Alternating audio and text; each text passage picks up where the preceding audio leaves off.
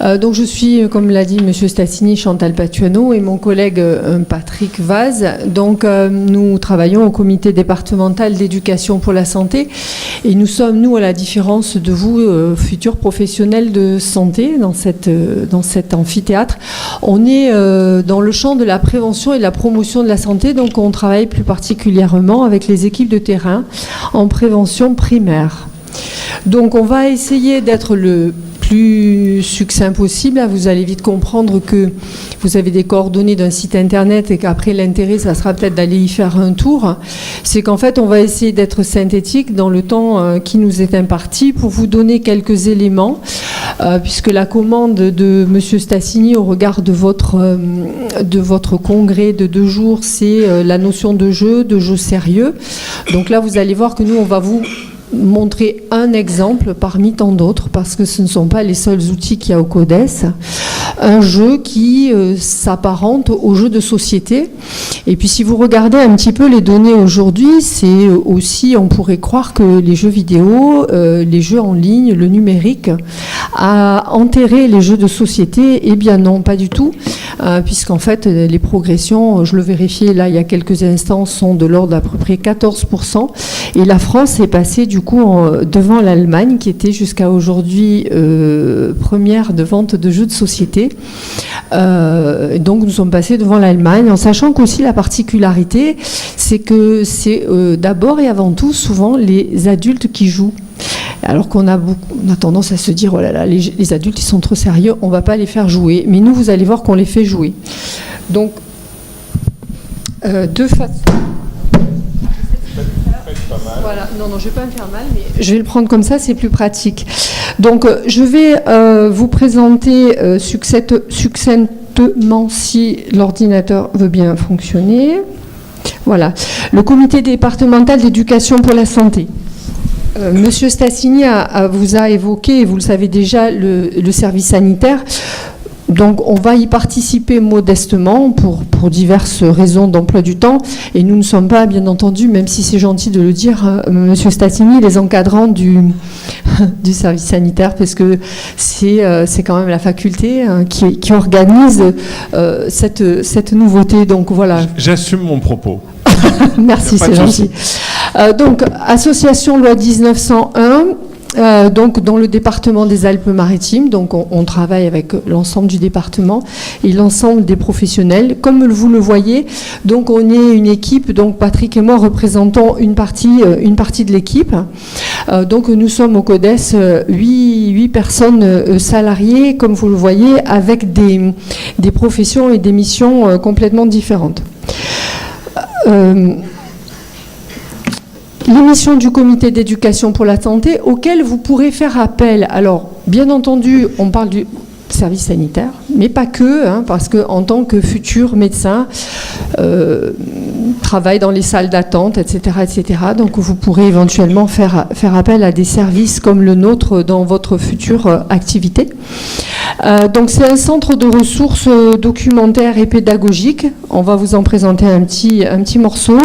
Un centre de conseil méthodologique. Alors, qu'est-ce que veut dire ce mot-là en prévention? C'est qu'on accompagne les acteurs de terrain dans la mise en place, la réflexion de leurs projets de prévention et d'éducation pour la santé, qui peuvent être des thématiques différentes, qui va de l'analyse de la situation à la mise en œuvre, la réflexion sur les objectifs et l'évaluation.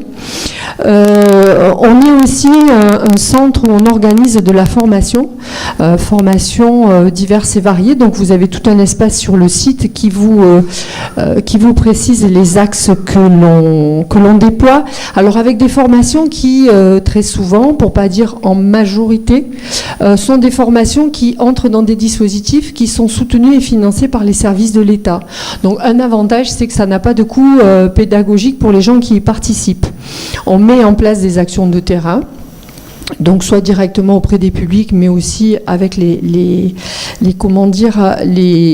professionnels, j'ai tendance à dire les acteurs, parce que dans le champ de la prévention, il n'y a pas que des professionnels.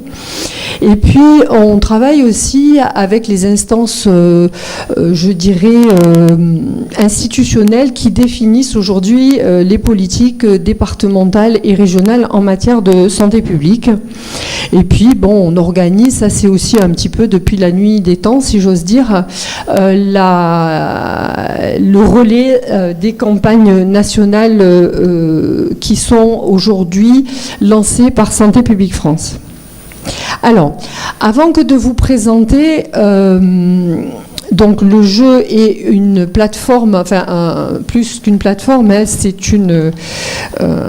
un site à lui tout seul qui s'appelle Bebop et Patrick vous montrera comment l'utiliser, comment aller chercher de la source d'information. Moi, je voulais vraiment attirer votre attention dans le cadre de la prévention, mais pas que, sur quelques principes et notamment en prévention et en promotion de la santé. Si on revient au service sanitaire, j'ai entendu parler aussi tout à l'heure, précédent orateur, de cette notion de travail de groupe. Donc il y a quand même quelques principes quand on parle d'animation de groupe en prévention, en promotion de la santé. Alors, au cas où vous ne la connaîtriez pas, je vous incite à aller récupérer sur Internet ce qu'on appelle, nous, ce qui est un de nos textes fondateurs et de référence, la Charte d'Ottawa, et qui en fait, quand on résume la promotion de la santé, il faut éviter, en fait, quand on travaille en prévention, mais pas que, de faire peur aux gens. Parce que la théorie de la peur, elle a démontré que ça peut éventuellement faire changer les comportements, les habitudes des gens, mais à des niveaux vraiment très petits. Et en général, ça fonctionne quand on a des gens qui sont convaincus d'entrée ou des personnes à qui on va donner la solution pour pouvoir évoluer et changer. Donc en fait, la promotion de la santé, elle dit, plutôt que de faire peur, plutôt que même au pire stigmatiser une situation, un comportement, c'est d'essayer de travailler avec des méthodes diverses et variées, avec les personnes avec lesquelles vous allez engager un programme, travailler plus sur cette notion que nous on appelle de donner envie, de donner, de faire émerger chez le groupe, chez l'individu, cette notion de plus-value et les avantages que la personne aura à changer ou à faire évoluer son comportement. Et pour cela, ce qui est fondamental, c'est de pouvoir travailler à l'identification, la valorisation des compétences des individus, pouvoir permettre à la personne de mettre le doigt sur ses savoir-faire et ses savoir-être qui vont lui permettre d'entrer dans l'action. En gros, pour faire schématique, y compris quand on est de futurs médecins ou qu'on est médecin, on ne peut pas dire à l'autre, on n'arrive pas à dire à l'autre, même si on est convaincu du bien fondé, ce qu'il va devoir faire et comment il va devoir le faire. On peut être un médiateur, un accompagnateur. Et ça, c'est vraiment très important. Ça demande un petit peu plus de temps, mais les résultats sont plus probants.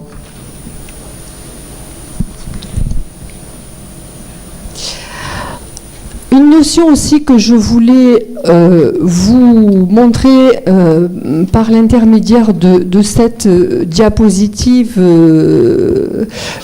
qui est dont la source est Dan Green et Whitehead, c'est que, y compris dans le soin, mais aussi d'abord dans la prévention, chacun d'entre nous ici dans cette salle, nous sommes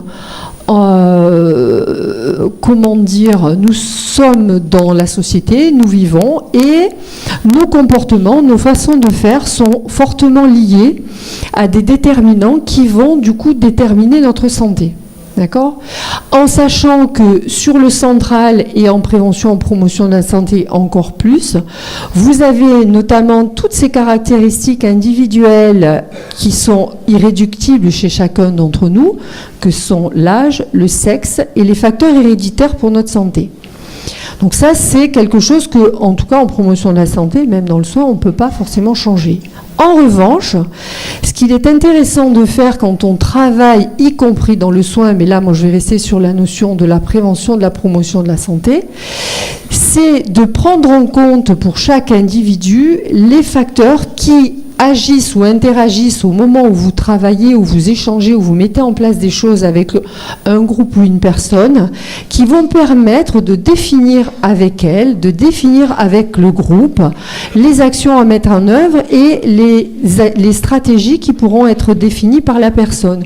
Parce que comme vous le voyez, les facteurs et les déterminants qui agissent sur notre santé sont, je dirais, très multifactoriels et peuvent être liés les uns aux autres. Au premier abord, on a les facteurs liés au mode de vie des gens, donc individuellement, c'est ce qu'on a tendance à parler de comportement, quand on parle de comportement alimentaire, de comportement à risque, etc., etc.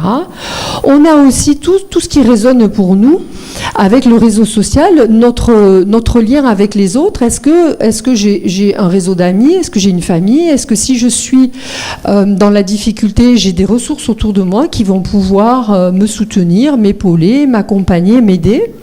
Et puis ensuite, on a tout ce qui relève de nos conditions de vie, donc je ne vais pas vous lire la diapositive, qui ont une grande influence sur notre santé. Et puis après, tout ce qui relève des déterminants liés à la société, donc les conditions socio-économiques, culturelles et environnementales en général dans lesquelles on vit. Donc vous voyez que si le comportement d'un individu est fondamental et existant, malgré tout, quand on regarde les autres déterminants, ils ont une place très prépondérante. Et aujourd'hui, on le voit dans certains domaines liés particulièrement à l'environnement physique des gens, dans le lieu où je vis. Si je vis dans des milieux plus ou moins favorables à la santé, donc là, on ne parlera pas, c'est pas l'objet de notre présentation. Vous pouvez poser des questions quand vous voulez. Les grands principes en intervention en promotion de la santé. Ce que je vais vous dire, en tout cas j'espère que vous l'avez déjà lu, mais ça se vérifie aussi dans le domaine du soin. C'est d'abord écouter et principalement prendre en compte les besoins et les attentes et la situation des personnes que vous allez avoir en face de vous, même si on est convaincu du bien fondé de l'évolution d'un comportement, même si vous devez ne faire qu'une intervention d'1 heure auprès d'un public. Là, je fais largement référence à ce qui risque donc d'arriver dans le cadre de votre service sanitaire. Vous allez intervenir sur je ne sais pas quoi, préalablement, avant toute intervention, on essaye minimum de savoir quels sont les besoins et les attentes du public qui vont être bénéficiaires de mon animation. Je ne parle pas d'intervention volontairement, de mon animation. C'est le b.a.-ba, mais je vous garantis qu'il y a plein de gens qui peuvent passer à côté en croyant bien faire, en se disant je suis pressé, j'ai pas le temps. Si. Même pour 1 heure d'intervention. Si je parle de nutrition et d'un sujet X en nutrition et que ceux qui en face de moi, son problème, c'est j'ai pas d'argent pour me nourrir, on peut faire une animation sur l'équilibre alimentaire et je ne sais quoi d'autre, ça ne servira pas à grand-chose. Voilà, c'est des petites illustrations. Important aussi d'accorder systématiquement aux personnes avec lesquelles vous allez travailler, accorder le droit de s'exprimer, de pouvoir, le pouvoir d'action aux personnes avec qui vous allez travailler. Toute personne est maître, on ne peut pas faire à quelqu'un quelque chose qui n'a pas envie de faire, bien entendu, mais pour lequel il n'a pas identifié les avantages qu'il a à changer. D'accord ? Donc vraiment, y compris, alors je vais peut-être vous choquer, y compris être en contradiction avec vous. Parce que la contradiction et l'ambivalence, ça se travaille. Développer les compétences des individus et des groupes. D'accord ? Donc c'est important ça, parce que toutes les connaissances sont importantes dans nos travaux, mais sont jamais suffisantes. Toutes les personnes qui fument, y compris les personnes qui sont en formation médicale, savent que le tabac, c'est pas très bon pour la santé et que les incidences à terme, elles peuvent être graves. On va pas revenir sur le sujet. En revanche, les questions liées au développement de compétences et à chercher à savoir ce qui se passe de façon intrinsèque chez les personnes qui continuent à fumer et confronter les idées, les avis, ne peuvent qu'enrichir le groupe et ne peuvent qu'enrichir les définitions de stratégies de résolution chez l'individu. Important aussi, ça revient à la notion de déterminance et de penser son action dans un contexte plus large. Voilà, c'est-à-dire la personne, elle est là aujourd'hui, mais qui elle est ailleurs, qui elle est dans son établissement, qui elle est dans son monde du travail, qui elle est dans la vie. On n'est pas là pour faire une enquête INSERM, on est bien d'accord. On est là juste pour avoir de l'intérêt à l'autre sur ce qu'il est. Considérer que tous les comportements ont un sens. Il y a parfois des comportements à risque et des comportements que vous pourrez considérer, et à juste titre, comme graves pour la santé d'un individu, mais qui, au moment où la personne vit et a ce comportement, le comportement a un sens. Il a un sens et il équilibre la personne dans un temps T. Donc il faudra se dire que ce comportement a un sens et que ce sens, il va falloir travailler les raisons pour lesquelles la personne elle en est arrivée là et pourquoi en tout cas elle est là aujourd'hui. D'accord ? Je fais allusion par exemple aux personnes qui sont en consommation excessive de produits psychoactifs par exemple ou d'alcool. Les XAPA, les centres de soins en addictologie et en prévention, vous le direz encore bien mieux que moi. Les personnes qui arrivent dans les services comme ça, qui rentrent dans une prise en charge, eh bien, au moment où ils arrivent et quand ils sont en situation de consommation excessive, il y a un sens à cette consommation. Et il faut questionner le sens pour faire évoluer la consommation, bien évidemment, dans le sens de la diminution, voire de la disparition un jour à terme, le terme en tout cas de la personne. Assurer des interventions de qualité. C'est pas un scoop, mais peut-être. Donc c'est je reviens au début, il faut que vous connaissiez bien votre public, que vous utilisiez des modalités d'intervention et des méthodes et des outils qui sont éprouvés.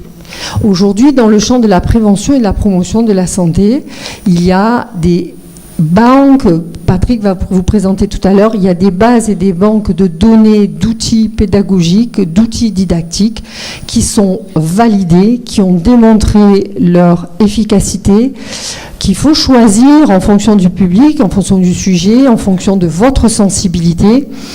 Mais c'est pour éviter d'utiliser des outils qui seraient que de l'approprié et qui parfois peuvent être contre-productifs. Donc c'est important, y compris, je dis toujours, même pour une heure d'intervention. Là, quelques petits conseils pour nous, animateurs, et là, vous voyez, je parle au pluriel, parce que nous, on est aussi concernés par le sujet, pour l'animateur.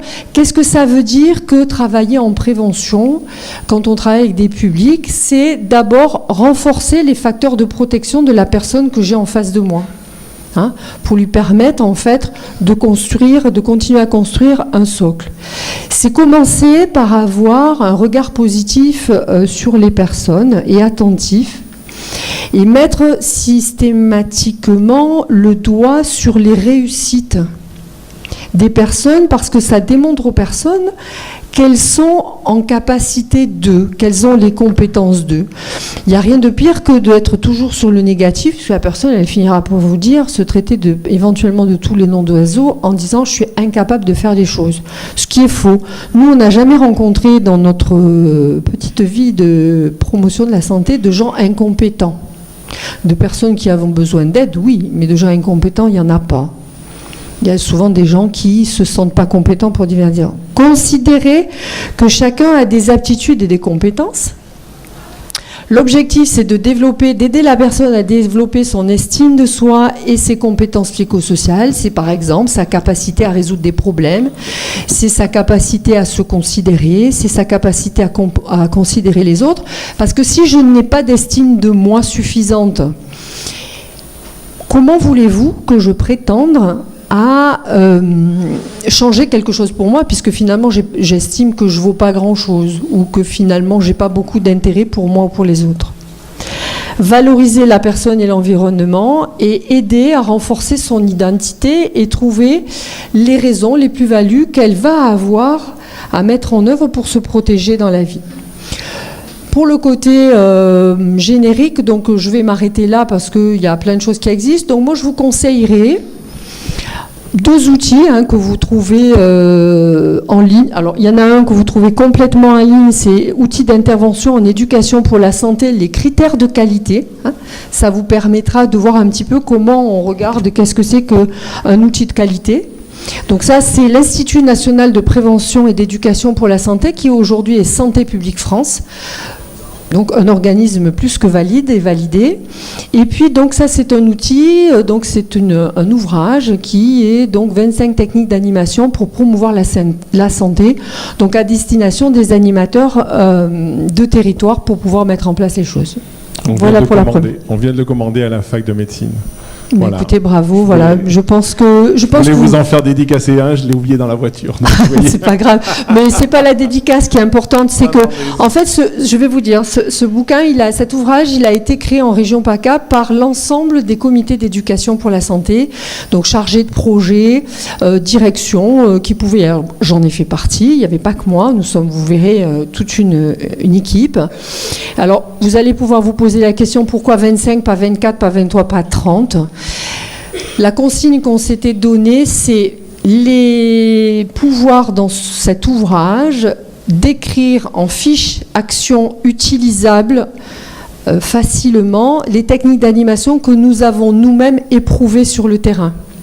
C'est-à-dire où on a été capable, les uns comme les autres, de mettre des exemples d'animation à destination de publics particuliers.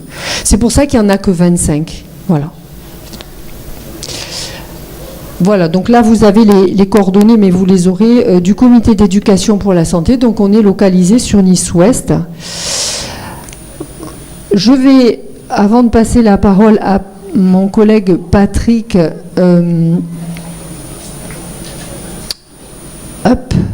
vous montrer un exemple, mais vraiment c'est un exemple parmi tant d'autres d'outils, d'accord ? On va dire d'outils pédagogiques. Alors j'en ai longuement parlé au téléphone avec Monsieur Stassini. En fait, cet outil, il est né il y a quelques années, je ne sais plus il y a combien de temps maintenant.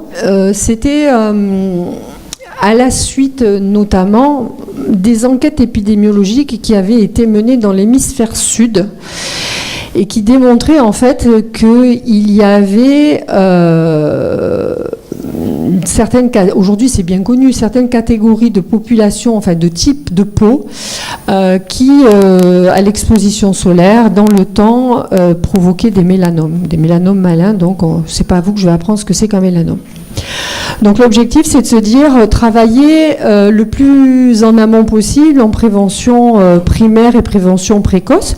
Donc cet outil, là il a été créé il y a quelques années, il est sous 2 formats, il est sous un format de jeu au sol, qui permet de jouer comme un jeu de loi, et puis il est sous un format jeu de table. Donc nous on l'a créé avec à l'époque le service Action de santé en faveur des adultes du conseil départemental, et en fait cet outil est destiné prioritairement à des enfants au départ de 8-12 ans, mais on s'est dit que ce qui était intéressant c'est que la photoprotection solaire, quand on est un enfant, on n'est pas vraiment autonome sur le sujet, puisqu'en fait, en général, c'est les parents qui badigeonnent, qui mettent en œuvre toutes les protections pour les enfants, que ça passe de la crème, du chapeau, des lunettes, etc., etc. Donc on s'est dit que ce qui était intéressant, c'est d'y associer, quand c'était possible, les familles.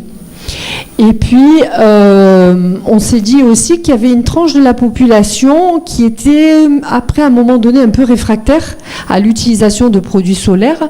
Et pour peu que le produit solaire il soit à base de minéraux, donc ça fait blanc sur la peau. Enfin, à l'époque, ça faisait plus blanc qu'aujourd'hui. Donc, c'est la possibilité de jouer avec des adultes ou avec des grands ados, parce qu'on n'est pas sur les mêmes gradients. Donc cet outil a été créé, vous allez voir, avec différentes cartes qui sont destinées à ces différents publics. Et en fait, il est à destination, et c'est un jeu qui tourne encore aujourd'hui, qui est largement utilisé, par exemple, dans les centres de loisirs, colonies de vacances, dans certaines écoles. Donc c'est tous les professionnels et les acteurs qui vont être au contact prioritairement avec les enfants de 8-11 ans. Et puis, vous allez voir, c'est un jeu où on joue en équipe. On peut jouer à 4 joueurs, mais après, on peut former des équipes. Bon, je vous passe les détails donc, du format. Vous avez donc un jeu de table, un jeu au sol. Vous avez des plots, des pions, des cartes famille, des cartes adultes, des cartes enfants. Puis, c'est le principe du jeu de loi. Voilà, je vous montre un petit peu les cartes telles qu'elles sont. Hein, voilà, vous avez un côté où c'est du tirage au sort, là c'est des cartes enfants. Alors, il y a des rébus, il y a des QCM, il y a des questions vrai, faux, oui, non, où en fait on peut échanger avec les enfants. Vous avez la même chose avec les adultes et les familles. En gros, c'est comment faire de la photoprotection solaire en prévention du cancer sans jamais prononcer le mot de cancer. Voilà, c'est un petit peu ça. Bien entendu, après, ça ne veut pas dire que les enfants ne posent pas de questions, hein, parce que, je veux dire, ils savent. Hein. Mais le but de la manœuvre, c'est pas d'être anxiogène, c'est d'être en prévention primaire. Surtout que quand on parle de cancer du mélanome, on pourrait pas un enfant de 8 ans, c'est dans éventuellement X années. Voilà. Alors, quelques exemples.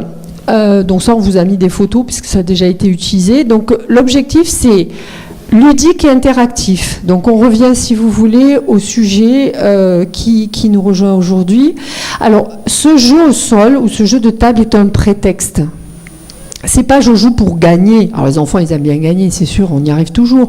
Mais c'est vraiment cette notion, il faut partager, échanger tous les questionnements, les connaissances, les informations, les idées fausses, les idées reçues que je peux avoir sur la photoprotection et mon exposition solaire. En plus, on a une chance, nous ici, on est dans une région où il soleil souvent et on peut être souvent au soleil.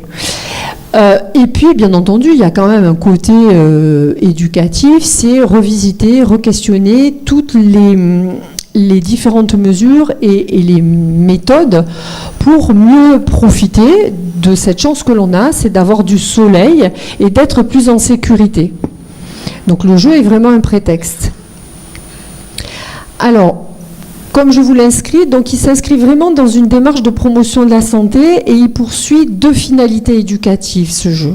C'est développer l'autonomie, mon autonomie et prendre soin de moi à terme et acquérir des comportements favorables à ma santé. Alors là, c'est favorable à ma santé, photoprotection, mais suivant le moment où on joue, on peut digresser aussi avec les enfants sur certains sujets liés par exemple à l'hydratation ou au-delà de l'exposition solaire, ça pose parfois aussi certains soucis chez les enfants qui ne boivent pas assez. Ça permet aussi de façon ludique et interactive, sans dramatiser, sans faire peur, vraiment un partage et des échanges autour de ce que l'on peut faire, de ce que l'on peut croire et les comportements que ça induit. Alors, ce que je peux croire, parfois ça peut surprendre, mais il y a encore aujourd'hui, notamment sur ce sujet-là, sur la photoprotection, des idées fausses, des idées reçues qui circulent sur la façon d'utiliser. Voilà, nous on a encore entendu, hein, c'était une grande mode. Enfin, moi je me souviens, quelques années, il y a très très longtemps d'ailleurs, où en fait, pour bronzer, il fallait qu'on bronze, donc comme si, quand on est blanc, de toute façon, on ne peut pas bronzer. En fait, on utilisait des trucs style eau de mer, je vous donne la recette, hein, eau de mer, citron, huile d'olive. Je badigeonne, je me mets au soleil, garantie assurée, poulet cramé. C'est clair. Et en fait, il y a des choses comme ça qui circulent encore. Des personnes, des adultes, des jeunes, des moins jeunes, qui disent « Oh là là, je ne peux pas mettre une protection solaire, une crème solaire, ça m'empêche de bronzer. Dans ma communauté, on m'a dit que tel ou tel produit, etc. etc. » Et c'est tout revisiter tout ça, tout en étant bien respectueux au départ de la source d'information. Voilà. Donc, au-delà du jeu, l'objectif, c'est vraiment de s'attacher à ces échanges, à ces discussions, à échanger dans le groupe, trouver les stratégies de résolution de situation et vraiment savoir comment les joueurs, adultes ou enfants, ont un vécu par rapport à ce sujet qui, à terme, si on n'est pas prudent, peut amener à des pathologies assez graves. Alors, des recommandations, ça aussi je vous le laisserai, c'est on ne se contente pas de donner. Quand les enfants jouent, surtout les enfants, mais pas que les enfants, les adultes, c'est pas du style je pose une question, vous m'avez répondu, c'est vrai, c'est faux. L'objectif en prévention, en promotion de la santé, en éducation en général, c'est apprendre à argumenter. Ok, la réponse est juste, pourquoi? Est-ce qu'on peut aller plus loin? Est-ce qu'on peut réfléchir? La réponse est erronée, c'est pas grave. Qu'est-ce qui a amené à cette réponse erronée? Qu'est-ce que je peux discuter du sujet? L'objectif, c'est vraiment de favoriser une dynamique de groupe, cette notion de soutien, d'aide, parce qu'en général on est dans des groupes constitués. Et puis c'est aussi valoriser la participation, ne pas ignorer celui qui dit rien, parce qu'il y a toujours ceux qui disent rien, c'est pas parce qu'ils disent rien qu'ils sont pas là, mais toujours être par des postures attentives, ne serait-ce qu'un regard positif porté sans parler, que la personne se rende compte qu'elle est comme fait partie du groupe quand même. Et pour l'animateur, se dire qu'on a d'abord un rôle de conseil, d'accompagnement, de médiateur, suivant où on est, suivant le sujet que l'on traite. Et alors, franchement, éviter d'émettre des jugements de valeur, hein, parce que les valeurs sont souvent liées sur des croyances, des comportements. On peut ramener la personne à se questionner, y compris des enfants, parce que les enfants sont loin d'être incapables de se re-questionner par rapport à leur attitude, par rapport à ce qu'ils font. Éviter d'avoir des jugements même sur leur mode éducatif, sur leur famille. Vous savez, ça peut arriver et il faut surtout éviter ça. On n'effraie pas les joueurs, surtout dans ce jeu-là, y compris quand on travaille sur d'autres sujets, et on évite d'être normatif. Le message que vous voudrais que vous reteniez, malgré tout, c'est qu'un outil n'est pas une fin en soi. Un outil, ça restera toujours qu'un outil. Il va vous permettre, en prévention, en promotion de la santé, je reviens à mon sujet, de nourrir, d'alimenter, d'être utilisé dans un projet de prévention ou d'éducation pour la santé qui se veut global.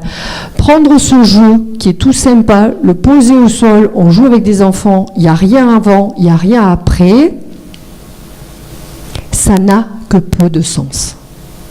D'accord ? Voilà, c'est ce que je voulais vous dire, c'est de s'assurer, même si vous arrivez à un moment donné, une seule fois dans un seul lieu, c'est tenter de laisser suffisamment ou de provoquer chez celui ou l'institution qui va vous accueillir, de se préoccuper de savoir si avant ça, il y a des choses qui ont été faites, si après votre passage, il y en a d'autres qui vont être reprises. Parce que sinon, ça reste une intervention ponctuelle et qui fait plouf.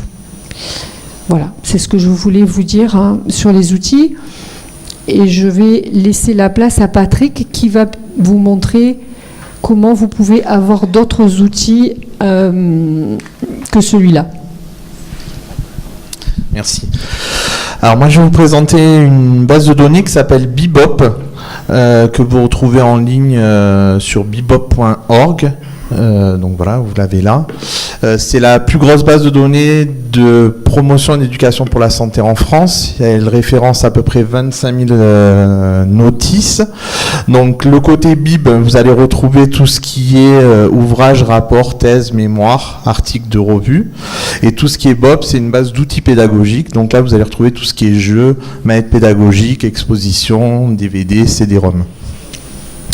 Donc elle fonctionne sur le même principe qu'une recherche Google au départ. Si on vient ici dans Bib et qu'on tape alimentation, on lance la recherche, il n'y a pas d'accès internet, mais ça va venir.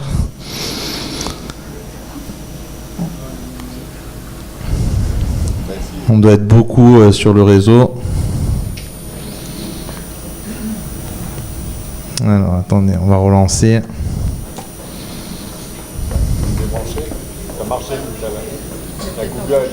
Ah, je suis pas connecté.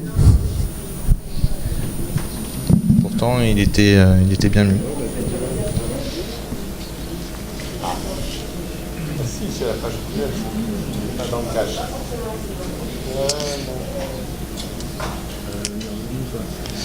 Apparemment, non. Vous l'avez fait tout à l'heure.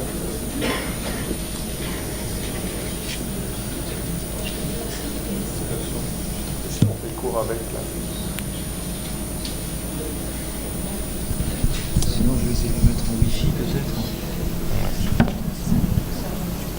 Connexion partagée avec nous. Non, non, mon portable.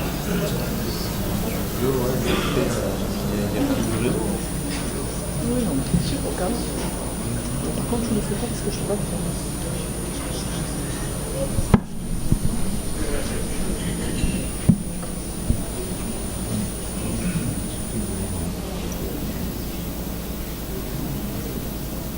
Oui, c'est bon, c'est bon.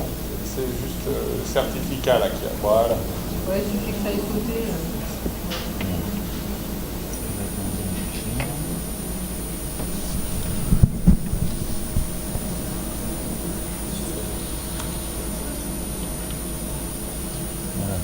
Là, Voilà. vous êtes connecté. Ah, vous êtes là.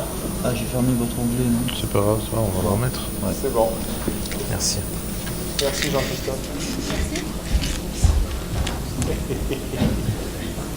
C'est pas grave, c'est pas grave. Nous ne sommes pas en symbiose technico-pédagogique. C'est ça, je vous entends pas. Il reste une partie humaine. Oui, c'est ça, heureusement. Donc voilà, ça remarche. Donc par exemple, je mets le mot alimentation, je lance la recherche. Donc là, vous avez beaucoup de bruit, comme on appelle en documentation, parce qu'il y a plus de 1600 références. Donc ça vous permet quand même d'avoir déjà une référence. Sinon, on peut passer sur la recherche avancée, qui est quand même beaucoup plus adaptée, où là, il y a une aide à la saisie, donc pour vous faciliter le langage documentaire. Donc si on tape Ali, on peut aller chercher alimentation, et l'avantage, c'est qu'on peut utiliser les opérateurs booléens de recherche, où là, on va mettre enfant, pour coller un petit peu au service sanitaire, par exemple. Et on lance la recherche. Donc là, on va avoir une recherche affinée sur alimentation et enfants. Donc on tombe à 265 références. Sur le côté ici, vous avez les mots-clés utilisés sur cette recherche. Donc on s'aperçoit que l'activité physique est très mis en avant dans ces documents. L'obésité, l'éducation nutritionnelle, les adolescents, etc. Donc plus le mot est en gras et gros, plus il est utilisé dans le moteur de recherche. Chaque notice se décline de la même manière, avec le titre, avec le nom des auteurs, les références des éditeurs, une langue, une collation, donc ça c'est pour les articles. Mais si on revient au résultat de recherche, si on affine ici sur le côté, on peut affiner le type de document. Donc si on recherche des articles, des ouvrages, des rapports, donc là je vais dire que je préférais un ouvrage, donc ça va m'affiner au terme d'ouvrage. Et là vous verrez que vous avez aussi un petit résumé de l'ouvrage, ainsi que tous les mots-clés utilisés dans la notice. Donc quand on clique sur après un mot-clé, ça renvoie bien évidemment sur les notices associées à ce mot-clé. Et l'avantage, c'est qu'ici, vous pouvez retrouver où cette référence est disponible en région PACA ou en France. Donc elle est utilisée et partagée par 7 régions de France. L'avantage de cette base aujourd'hui, c'est qu'on y met de plus en plus de liens en version intégrale, donc vous pouvez télécharger les documents à distance. Sinon, quand il n'y a pas encore le lien, il faut aller affiner et aller chercher où on peut l'emprunter dans un des codes. Donc si je reviens à mon résultat de recherche également, on a aussi pour affiner ici aux sources, et là tous les petits paniers que vous voyez à côté, si vous voulez vous faire votre propre sélection, une fois que vous avez fait votre recherche, vous mettez les résultats dans le panier. Et vous pouvez après ou vous les envoyer par mail ou en format RTF ou les imprimer. Donc ça vous permet d'avoir déjà faire votre propre bibliographie. Donc Bib fonctionne avec des mots-clés, contrairement à BOP, la base d'outils pédagogiques, où elle fonctionne avec des thématiques. Donc si on va prendre un autre thème du service sanitaire qui est l'hygiène, donc si on clique sur hygiène et qu'on prend enfant, on va s'apercevoir qu'il y a 140 références dans la base. Donc certaines sont en version intégrale et en ligne. Donc quand elle est en version, ici il y a un petit lien qui s'affiche, vous pouvez cliquer dessus. Alors j'aimerais bien en trouver une comme ça, je vous montre. Et forcément je ne vais pas y tomber dessus. J'en ai une à vous proposer. Vous en avez une ? Nutrition, Alors, on retourne. Nutrition. Donc alimentation pour le coup. Nutrition dans votre barre de recherche, mettez nutrition Ouais. et on filtre sur le jeu. D'accord. Mettez une référence. D'accord. Ben, c'est bien, vous la connaissez bien la base, super. J'ai préparé mon propos. Ben, bien, bravo, félicitations. Alors, Vous avez, voilà. alors celle-là, elle n'est pas en ligne. Voilà, lui est en ligne. Lui, il n'est pas en ligne non plus. Non, en fait, il y a un lien vert qui s'affiche ici. Alors, les outils, il y en a moins que les ouvrages, par exemple, mais il y en a quand même certains. Alors, peut-être pas sur cette thématique-là, mais quoique. On va peut-être pas finir au jeu. Donc, on peut ici enlever les critères de recherche à chaque fois. Donc, si on revient ici et on fait mallette pédagogique et alimentation, et on peut même mettre environnement parce qu'il y a certaines qui sont en lien avec l'environnement. Donc le mosquite par exemple, voilà, là vous avez un lien internet qui vous renvoie sur l'éditeur avec le lien PDF pour télécharger l'outil. Donc vous pouvez récupérer l'outil directement de chez vous sans avoir besoin à passer sur un codes. Sur le côté, à chaque fois, on met aussi des références ici sur des outils en lien avec celui-ci, en tout cas sur les thématiques. Donc ça vous permet aussi d'avoir des sélections d'outils qui s'affichent au fur et à mesure sur le côté.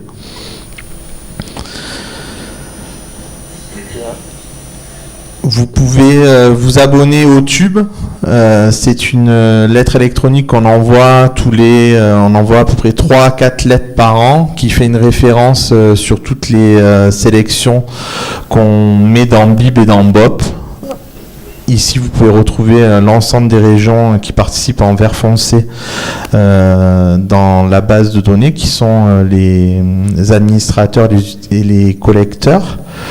Ici, vous avez tous nos coups de cœur qu'on met chaque semaine, on change nos coups de cœur. Et ici, toutes les nouveautés de Bib et les nouveautés de Bop. Voilà.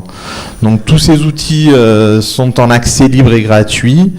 S'il n'y a pas de lien internet, vous pouvez venir les emprunter sur les comités identifiés. Et voilà, sinon après on peut faire des bibliographies directement de chez soi, ou sinon nous demander à l'ensemble du réseau des documentalistes en PACA en tout cas, qu'on vous sorte des bases de données, des bibliographies personnalisées. Voilà, merci.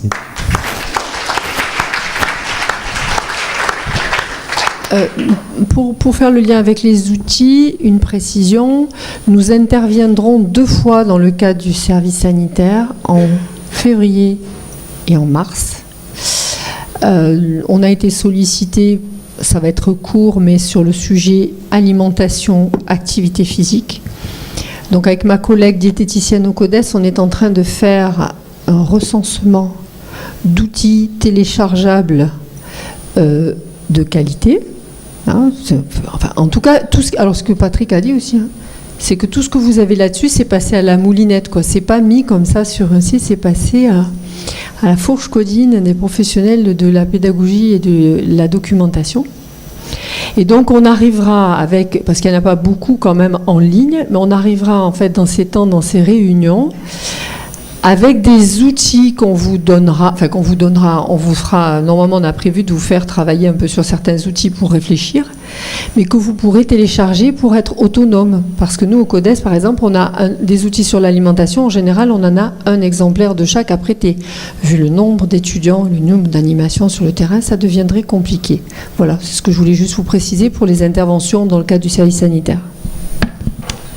Merci beaucoup, merci infiniment de tout cela, un large panorama. Alors, c'est intéressant. Ah, C'était intéressant de vous écouter nous rappeler toutes les précautions à prendre, et en tout cas toutes les directions à bien anticiper lorsqu'on est dans cette logique-là.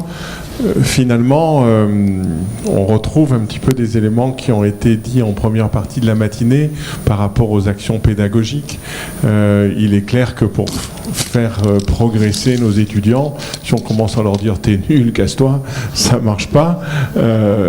Et donc, oui, mais on a tous eu ça, hein, c'est-à-dire tu fais trop de bruit, au lieu de dire pourquoi il fait du bruit, et peut-être parce que je suis en train, moi, de digresser, eh bien, derrière, on le punit, entre guillemets. Alors après, que l'on médit ça par la technologie ou pas, je ne sais pas, mais pour autant, je crois qu'effectivement, c'est alors une forme de souplesse. Jean-François disait ce matin, mais tu l'avais dit les années précédentes, lâcher prise dans ta grille d'évaluation, et qui est intéressante, parce que je suis en train de me demander, et je faisais la remarque à Gilles Ménian, j'étais en train de me demander les parallèles finalement, dans la thématique promotion de la santé, et dans la thématique finalement enseignement, derrière l'un sert l'autre et puis l'autre illustre l'un, on va dire, et donc tout se renvoie, donc il y a une cohérence, et quelque part le jeu n'est qu'un élément au milieu. On peut avoir une application dont l'utilité est entre guillemets détournée ou gamifiée. Myriam, vous aviez une question? Oui, bonjour. Je me demandais par rapport au bebop et oui, pardon, je vais intervenir juste après. Moi, en fait, je suis doctorante en sciences d'éducation et j'ai développé un petit jeu vidéo sur l'alimentation. Parce qu'en fait, l'éducation aux patients, l'éducation nationale aussi, on est sur la sensibilisation par rapport au bon comportement, par rapport à l'hygiène de vie, tout ça. Donc, il y a des rapports directs. Et donc du coup, comme dans mon travail de thèse, j'ai fait beaucoup de recherches puisque j'ai choisi de prendre ce thème de l'alimentation puisqu'il était commun à l'éducation nationale et à la santé. Et j'ai donc trouvé beaucoup de documentation. Je ne connaissais pas non, je ne connaissais pas Bebop. Voilà. Et je me demandais comment vous sélectionnez, parce que quand vous avez tapé jeux et nutrition, il y a beaucoup de choses qui ne sont pas sorties que moi j'avais trouvées. Alors je me posais dans quelle mesure, comment vous faites, si du coup ces jeux-là que j'avais vus ne sont pas passés, parce que c'est des jeux numériques, puisque moi je suis plutôt sur le jeu sérieux, mais au jeu vidéo. Hein, donc bien que le jeu sérieux, ça englobe beaucoup de choses. Donc je me demandais quels étaient les critères que vous utilisiez pour les mettre dans votre base de données. Alors en fait, on est un groupe de documentalistes au national. On utilise une grille d'analyse qui est tirée de la pédagothèque de l'Institut national de prévention d'éducation pour la santé, donc Santé publique France aujourd'hui. Donc en principe, nos outils passent à la grille en termes d'analyse. Voilà. Après, on a une veille documentaire sur des thématiques, donc les outils sortent ou sortent pas dans cette veille, et ensuite on les analyse nous en groupe pour voir si ils peuvent répondre aux critères qui sont dans l'analyse de la pédagothèque, et ensuite les intégrer à la base Bebop. Et elle est accessible, cette grille dont vous parlez Je vous l'ai montré tout à l'heure, vous avez vu. Je vais laisser, il faut que je trouve le moyen de laisser. Pardon. C'est la grille que vous utilisez sur la grille d'analyse, ou vous en avez une autre, celle que j'ai montrée tout à l'heure? Alors il y en a deux en fait. Vous avez une que sur mon diaporama où il y avait à la fin technique d'animation. Oui. Et il y a un bouquin, c'est les critères de qualité d'outils. Et Patrick, donc apparemment, les documentalistes, on en a une complémentaire. Mais si ça vous intéresse, on peut vous la... Oui, ça m'intéresse. Ah oui. Non, mais de toute façon, tout est accessible en fait. Hein. C'est vraiment le partage des outils qui permettent de se poser, comme vous dites, des questions avant que d'utiliser. Il fut un temps, c'était une discussion qu'on avait hier en région, à l'Institut national de prévention et d'éducation pour la santé. Pour l'instant, c'est plus en actualité. Vous aviez ce qu'on appelle une pédagothèque.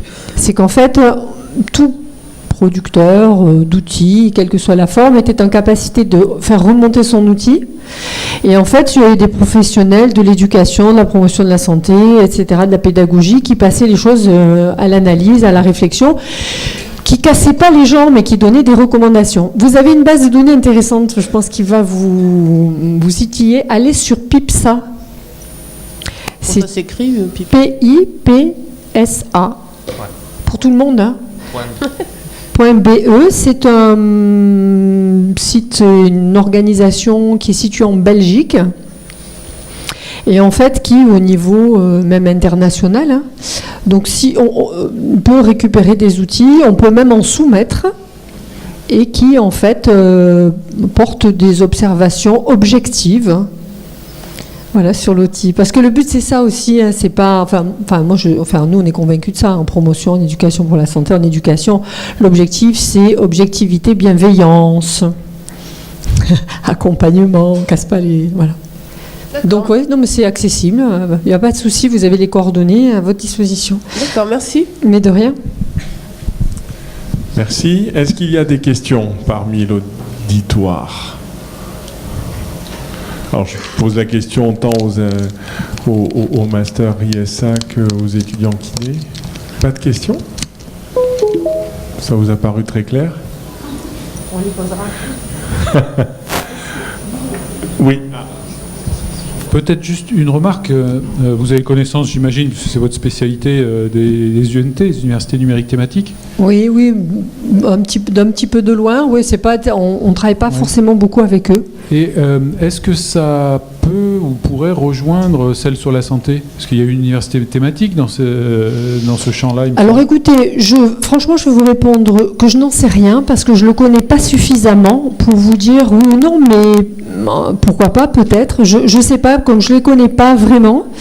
Nous, on est surtout très liés aux universités, je dirais, donc sciences de l'éducation. On est beaucoup avec l'université donc, de formation des maîtres enseignants, etc. Mais ces universités-là, franchement, je ne les connais pas plus que ça. J'en ai entendu parler. Mais au niveau local, en tout cas, ou régional, c'est pas. Mais pourquoi pas ? Moi, je suis preneuse on est preneur de références et de contacts, oui. Alors, je peux pas vous aider là-dedans parce que c'est pas mon champ. C'est vrai que je ne les connais pas. Ouais. Je connais mieux les universités numériques des thématiques dans lesquelles je suis. Mais en tout cas, ce qui me semblerait intéressant, c'est que l'une moissonne l'autre et inversement. Oui, complètement. C'est-à-dire que vous puissiez partager vos bases de données, puisque celle-là est riche. Bon, celle sur la santé doit l'être aussi. Et peut-être qu'il pourrait y avoir un moissonnage mutuel qui serait intéressant. Tout à fait. Par l'intermédiaire éventuellement de M. Stassini, ça serait possible que vous nous transmettiez les... Oui, il n'y a pas de souci. L'UNES, l'université numérique. Voilà, parce que je pense que ça permet de travailler du sport, oui, tout voilà, puis ça permet aussi, nous on est beaucoup en lien avec d'autres systèmes universitaires, c'est le partage recherche et expérientiel en fait, parce que nous, prioritairement, on est beaucoup sur le terrain. Et en fait, le partage, en fait, les regards croisés, comme vous disiez, l'un alimente l'autre. Hein. Et si ce n'est qu'on se complète, on est nécessairement, on a besoin les uns des autres. Oui.